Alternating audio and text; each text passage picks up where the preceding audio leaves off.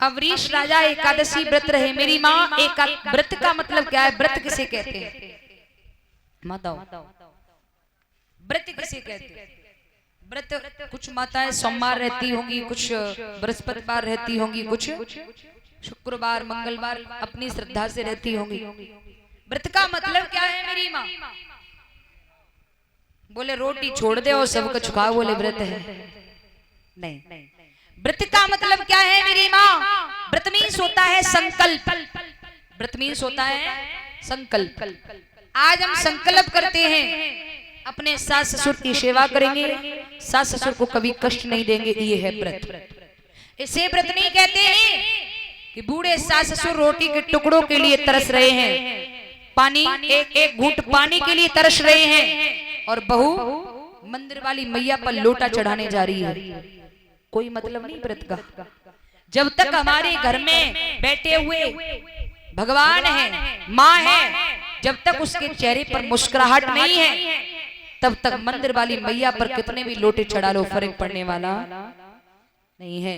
इसलिए मेरी माँ निवेदन है, अगर तुम्हारी सेवा से तुम्हारे बड़े बूढ़े के चेहरे पर मुस्कुराहट है, मंदिर वाली मैया को मनाने की कोई जरूरत नहीं है। याद रखना।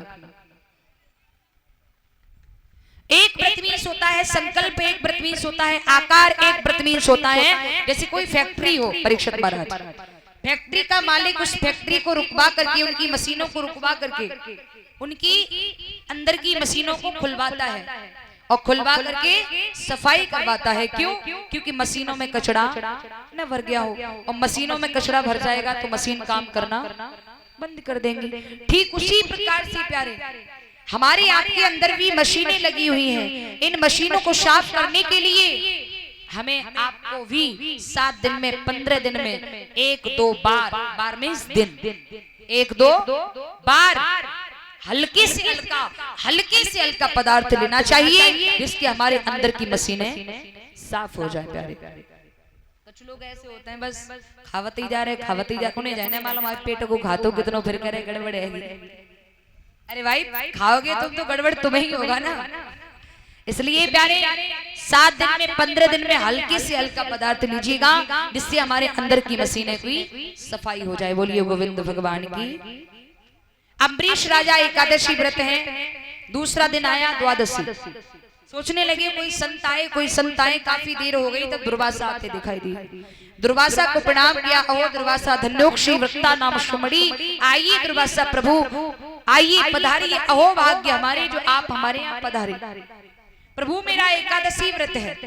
दुर्वासा कहने लगी बेटा एकादशी व्रत मेरा भी है, आज द्वादशी को उसका ओम सम होना है। मैं अभी मंदिर में जा रहा हूँ, भगवान की पूजा करके उन्हीं के चरणों का चरणामृत लेकर तब आता हूँ, तब तू मेरे चरणों का चरणोदक लेना। बोले ठीक है। दुर्वासा चले गए। प्यारे कभी कभी ऐसा होता है द्वादशी को 12 बजे के बाद त्रयोदशी लग जाती है।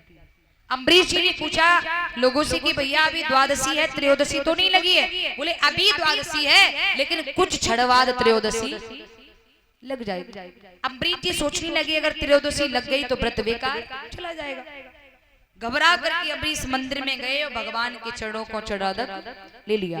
चरणोदक लेकर के पान करने को हुए, तैसे ही दुर्वासा आ गई। दुर्वासा ने देखा मेरी बिना आज्ञा के चरणोदक प्रभु के चरणों का लिया।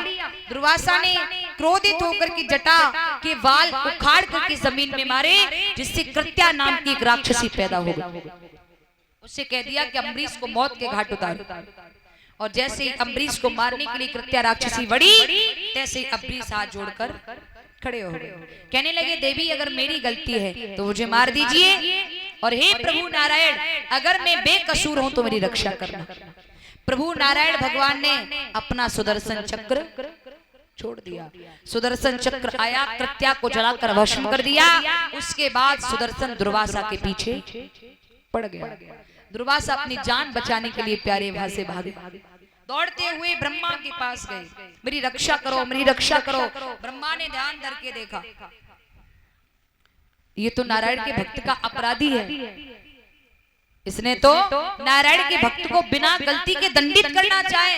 ब्रह्मा ने कह दिया दुर्वासा आपके लिए हमारे यहाँ कोई जगह भोले बाबा के पास गए, भोले बाबा भी समझ गए। भोले बाबा ने कह दिया कि नारायण के भक्त के अपराधी के लिए हमारे यहाँ कोई जगह नहीं है। दुर्वासा दौड़ते हुए विष्णु भगवान के पास गए। विष्णु भगवान ने भी कह दिया कि मैं स्वयं भक्त के वश में हूँ, अगर मेरा भक्त मेरा भोग लगा देता है तो मैं पा लेता हूँ, और नहीं लगाता है तो प्रतीक्षा करता हूँ कि मेरा भक्त मेरा भोग कब लगाएगा। मैं खुद भक्त के अधीन हूँ, मैं तुम्हारी रक्षा कैसे कर सकता हूँ। दुर्वासा बोले प्रभु तो कुछ उपाय बताइए। भगवान बोले उपाय यही है, तुम दौड़ करके जाओ दुर्वासा वो अम्बरीश के पास जाकर के क्षमा मांगो। प्यारे दुर्वासा जी अपनी जान बचाने के लिए 12 महीने इधर से उधर भटकते रहे। इधर की तारीफ सुनिए, लगातार 12 महीने से अम्बरीश भोजन का थाल लेकर गेट पर खड़े हैं। प्रण किया है जब तक मैं दुर्वासा को भोजन नहीं करा देता तब तक मैं अन्न जल ग्रहण करने वाला नहीं हूं। दुर्वासा 12 महीने के बाद दौड़ कर आए, अम्बरीश के पैरों पर गिर गए। बेटा मुझे क्षमा कर दो। अम्बरीश जी ने एकदम हाथ लगा दिया, अरे प्रभु क्या कर रहे हैं। बोले बेटा अभी भी मेरे पीछे सुदर्शन पड़ा है, मेरी रक्षा करो। अम्बरीश जी ने हाथ जोड़े और प्रार्थना की, हे सुदर्शन महाराज, अगर मैंने संत में और भगवंत में बिल्कुल भी लेश मात्र भी भेदभाव नहीं समझा हो तो आप अतिशीघ्र ही मेरी आज्ञा से यहाँ से लौट जाए। सुदर्शन लौट गए। दुर्वासा बार बार अम्बरीश से क्षमा मांगते हैं, बेटा मुझे क्षमा कर दो, बेटा मुझे क्षमा कर दो। अम्बरीश कहते हैं महाराज आप हमें क्षमा कर दो, मेरी वजह से ही आपको भटकना पड़ा है। प्यारे अंत में अम्बरीश महाराज बार बार दुर्वासा से क्षमा मांगते हैं। दुर्वासा अम्बरीश से क्षमा मांगते हैं। दुर्वासा कहने लगे बेटा मुझे नहीं मालूम था नारायण के भक्त की ये महिमा है, जिसे मैंने जान से मारना चाहा उसी ने मेरे प्राणों की रक्षा की है। ऐसे ऐसे प्रतापी राजा हुए हैं प्यारे सूरवंश में। इन्हीं अम्बरीश के आगे वंश में चल करके यवनाश्व नाम के राजा हुए।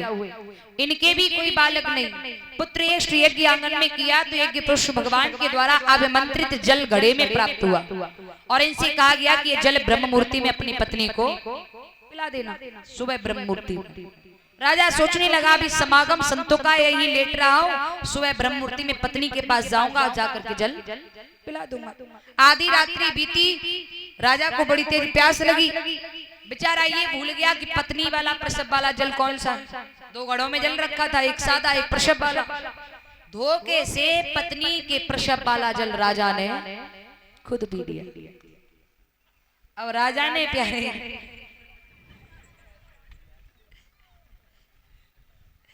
जब जल खुद पी लिया तो हुआ क्या प्यारे, होना भी क्या था। राजा की यवनाश्व थे वो गर्भ धारण कर गए। समय आने पर यवनाश्व का पेट फाड़ा गया, उनके पेट से बालक निकला। यवनाश्व की तो मृत्यु हो गई, उस बालक का नाम रखा मानधाता, रखा मानधाता। यही मानधाता आगे चल के बहुत बड़ा प्रतापी राजा हुआ है प्यारे। ये वही मानधाता था जिन्हें सत्य के पीछे अपनी गर्भवती स्त्री का पेट फाड़कर भोले बाबा के ऊपर निचोड़ कर दिया था, जो भोले बाबा कोड़ी का रूप लेकर आए थे। बोलिए गोविंद भगवान की। इन्हीं के वंश में मुचकुंद हुए हैं जिन्हें भगवान श्री कृष्ण ने मुक्ति दिलाई। इन्हीं के वंश में त्रिवंदन के त्रिशंकु के हरिश्चंद्र हुए हैं। आइए प्यारी अब दोलान का छोटा हरिश्चंद्र